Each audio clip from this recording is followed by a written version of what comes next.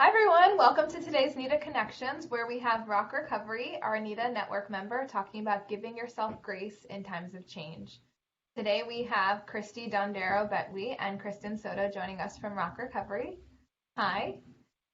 Hey. Hi, thanks for having Christy us. serves as the executive director of Rock Recovery, a nonprofit that helps people overcome disordered eating by combining clinical and community care. Having gone through recovery herself, she understands the depth of emotional, physical, and spiritual support needed to recover, and is passionate about spreading the message that freedom from disordered eating is possible. She's an active speaker and shares her story with organizations and media outlets across the country. Christy lives in Washington, D.C. with her husband Ryan, who serves as a pastor at their church in Northern Virginia. Welcome. Thank you. So glad to be here. And we also have Kristen.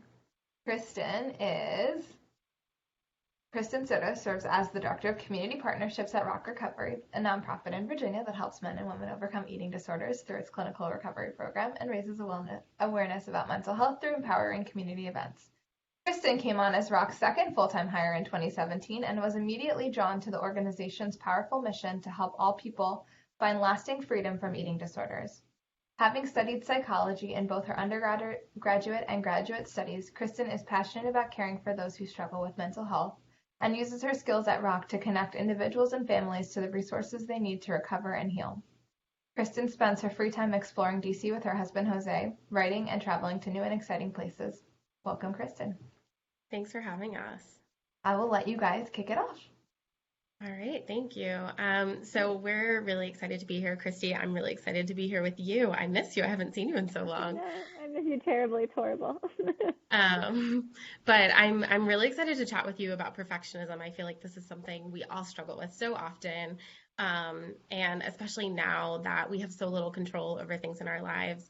So I wanted to just kind of kick it off by asking you, why might perfectionism be so heightened right now? And why is it so important to give yourself grace in these busy times that we're living in?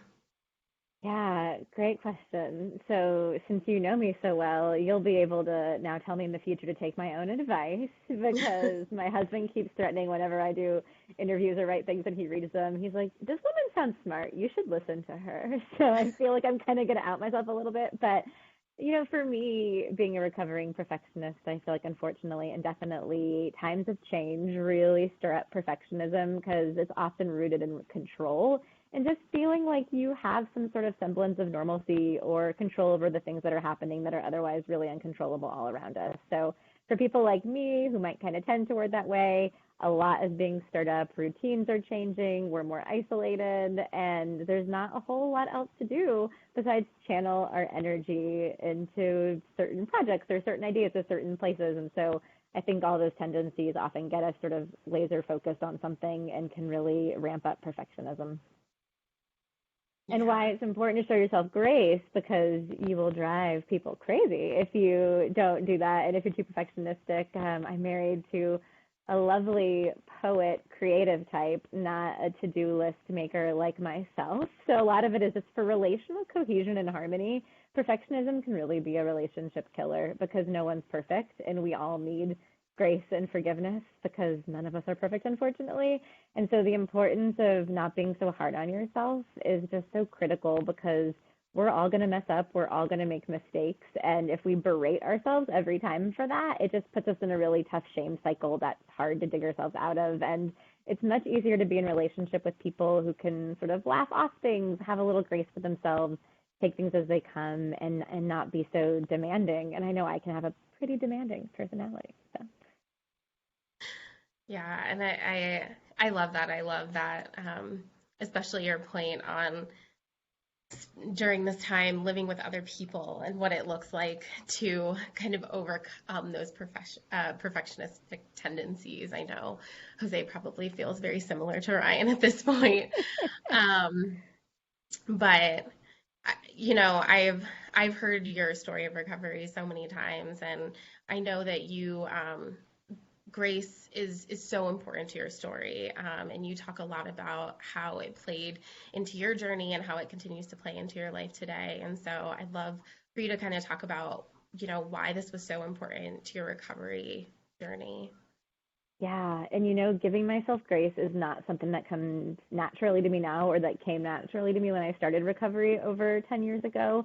So it's a skill that can be learned. We all have these muscles that we can sort of strengthen over time in our personality. Yes, we have our personality traits and things that are ingrained in us, but we're still flexible and adaptable and can kind of work and spend time on building these pieces. So for me, when I started recovery, I worked with an amazing therapist named Melissa. She was so wonderful, and she had this refrain that I feel like she said with me almost every single therapy session we had, where she was like, "Okay, Christy, let's be fair." Because I would just be so hard on myself. I would say, "Well, I had this hard day, but I should be better by now," or "Why am I still struggling with this?" Or "I know all the things. Why can't I do all the things? Like, what? Why are babies better at eating than I am? Like, how have I, at 23 years old, lost all these skills that people are literally supposed to be born with?" And I would just be really, really hard on myself. And she would always come in and remind me with, "Let's be fair.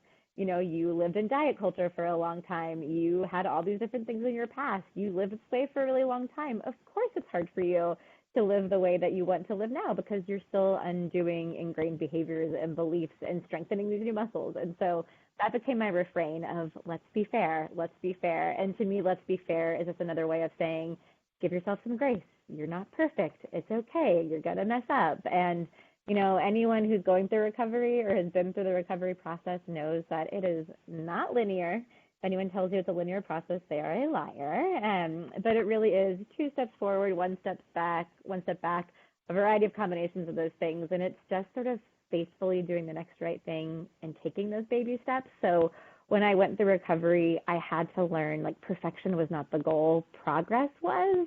And again, there was grace when there were those mistakes and those slip ups because I'm human. And I love the phrase that we are human beings, not human doers, you know, because I think I was so frenzied and so used to just doing the right things and checking the boxes and getting it all right that I had to remember, okay, I'm allowed to just be. I don't have to be perfect. I don't have to do it all right all of the time. Yeah. Yeah, and I think you hit on a really good point with that comparison piece too, and how much that plays into grace, like the idea of comparing yourself to others and understanding that we all have different experiences, and even now in this similar experience, we're all handling it differently. And you know, some people are home alone, some people are with others, and so it's it's so important to remove that idea of comparison in giving yourself grace. Yeah. And so I'd love to know how you've then taken those skills that you built up with Melissa and that you focused on in your recovery, and how is that playing into your life now with everything that we have going on, with being isolated from friends and family? How are you handling all of that? The honest answer or the more truthful answer, you know?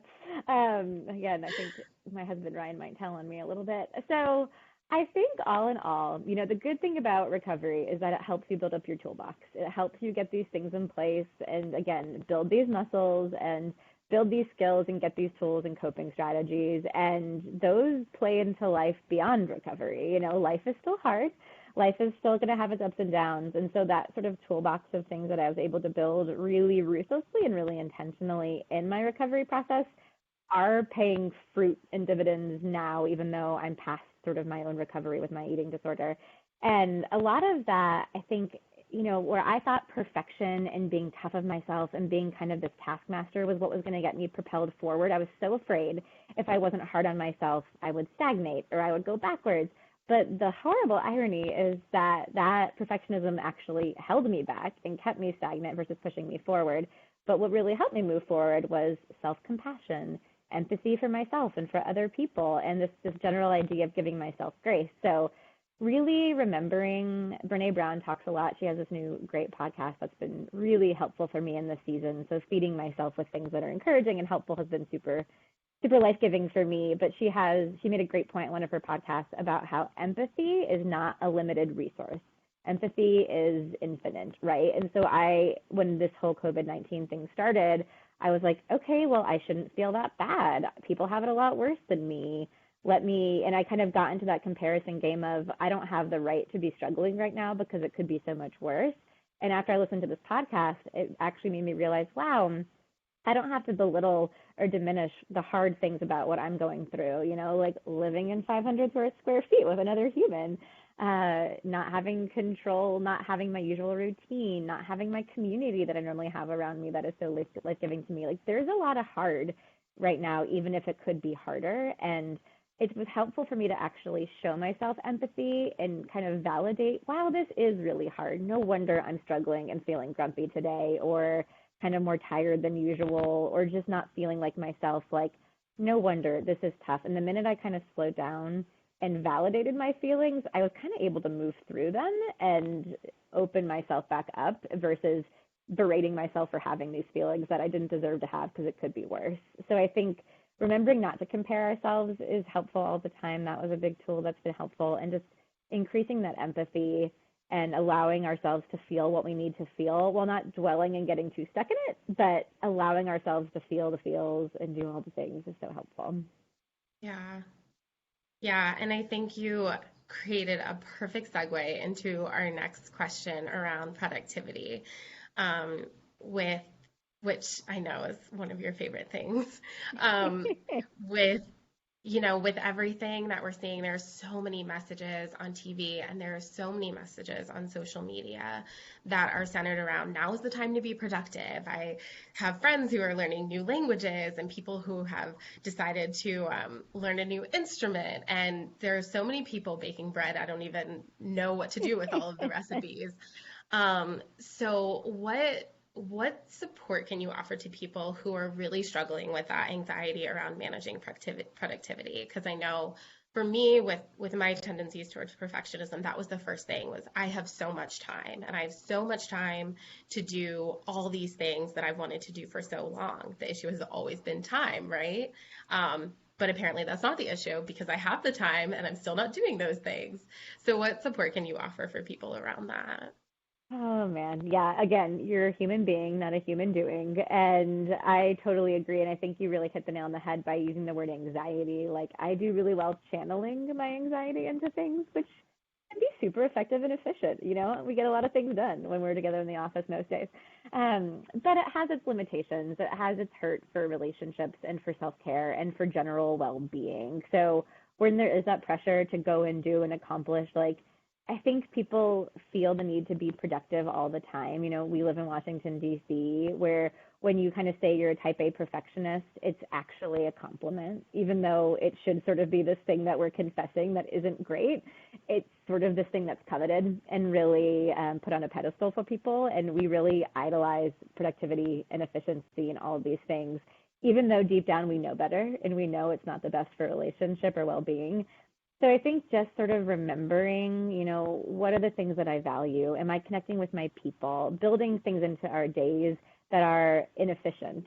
My husband loves to remind me that relationships are inefficient. And I like to remind him, no, you're just inefficient. But I think he's right? Like, relationships are inefficient. But the whole idea, you can go further together. You can go faster alone, but further together. And so really being invested in relationships is a thing that I value basically almost more than anything. And so that will be inefficient. And I can remember to have grace and compassion and not have to check things off my list if I get a phone call from a friend, because connecting with that friend is more important than doing the project. And dear Lord, if I learned an instrument right now, my neighbors would hate me. Our walls are far too thin. So if there's something that's going to bring you joy and life, great, put some energy into it. But if you're feeling that frenetic, frantic, I have to do this thing, I have to use this time wisely, I have to have something to show when I get out of this time, like, that's probably something to check. A lot of the question to ask yourself is, what's the heart behind what I'm doing? What's actually initiating my desire to learn this new thing or do this thing? Is it out of a frenzied, panicked, anxious state, or is it out of a good, life-giving self-care activity? Yeah. Yeah, and we've seen a lot of this messaging come up with diet culture as well, and these messages around diet culture too. So do you have any thoughts on that as well, for people who are seeing those messages of like, let's, like, you have to work out every single day, or those harmful things that just pop up in our timeline? I have so many thoughts about diet culture. National No Diet Day is next week coming up, so that will be a really exciting thing to talk about. Generally, I feel like diet culture likes to use our fear and drive us in a different direction. So again, it's really a fear-based message. You have to look a certain way, lose that weight, don't gain weight, be super active, get your summer body, which is stupid. We all have summer bodies right now because we have bodies, right? So there is that sort of frantic fear-based messaging that's out there right now. So again, similar to what's the drive behind the activities that you're doing in your own life, it's so helpful to ask the question, what's the message behind, what's the intent behind this message that I'm hearing? Why is this person telling me I need to lose this or do this? Is it because they want my money to buy a product? They want me to join their club? They want this thing, they want me to feel bad about myself, so then I'm moved in a different direction. And there's just so much going on with the intention behind our actions, I think, right now. And it doesn't matter. We should just be able to take care of ourselves, and whatever our bodies look like at the end of this is what our bodies are going to look like, because we need to care for our whole selves, body, mind, spirit, and not pay attention to just this physical external thing that's really not what we probably value if we really sit down and think about it. Yeah. Yeah, and I want to jump back a little bit because you talked about relationships through all of this. And I know right now for so many, the relationships that we're managing with people, I'm so grateful for the technology that we have that allows us to connect with one another and that allows us to stay connected to family and friends who we can't physically see right now. Um, but I think sometimes in perfectionism too, we can also get caught up in being that person for everyone, in giving all of ourselves to care for the needs of others without necessarily without considering our own needs. And so I think right now it's also important to talk a little bit about how do we maintain healthy boundaries through all of this? How do we overcome that perfectionist idea of being everything for everyone? Yeah, I think perfectionism is bad at boundaries, right? And people pleasing and serving is also bad for boundaries. And so the whole principle, I'm sure we've all heard this, you put your own oxygen mask on first before you can care for others. You can't pour out of an empty cup.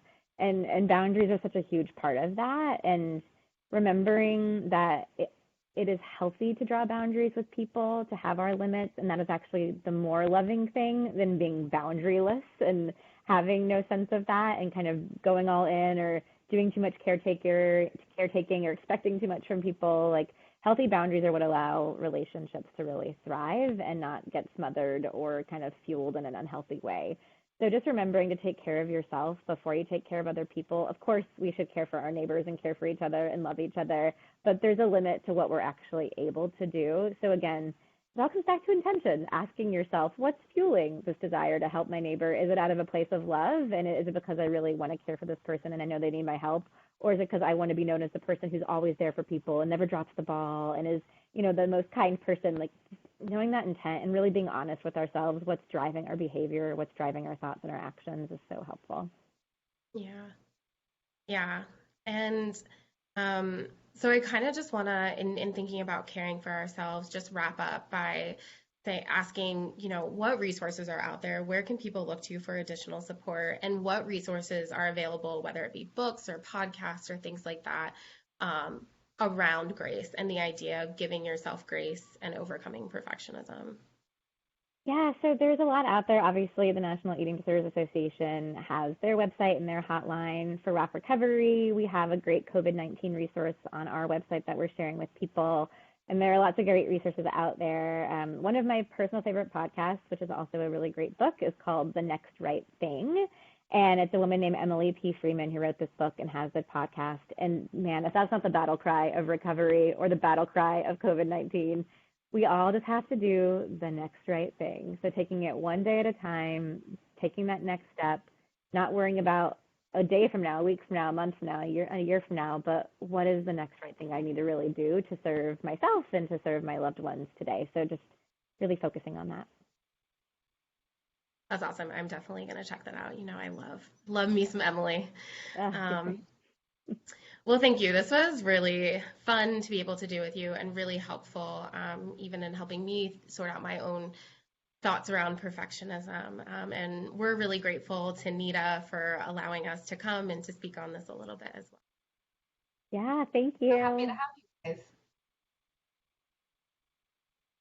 Thank you. And just as one more note, if you are looking for support options, the helpline for the NEDA helpline is updating all of our resources to include relevant resources that are currently available during COVID-19 too. The easiest way to find the contact option that's right for you is to go to nationaleatingdisorders.org/helpline. Thanks, everyone. Great. Thank Thank you. you.